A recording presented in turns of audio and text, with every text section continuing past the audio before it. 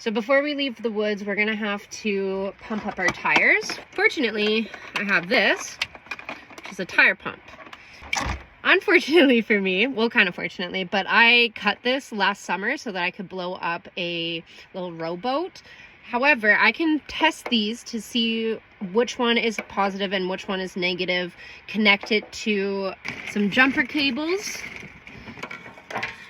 and then pump up my tires. So let's do it. First thing we gotta check is we're gonna have to see which one's positive and which one's negative. So I'm gonna attach it to here. It's not that side because the light went on and then off. So I'm gonna switch it around, connect them. The light is now fully on, so I know that this wire here is positive.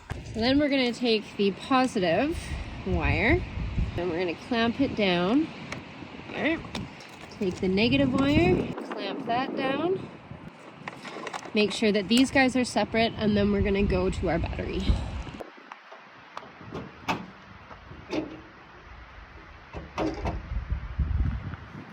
So it turned on. We're gonna take off this thing. Gonna attach this guy.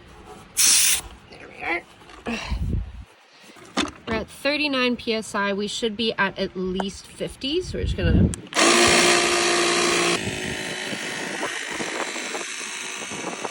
You can find out what your tire pressure should be at by checking out your door. And when it's done, that was weird. And we're gonna disconnect. And we're done.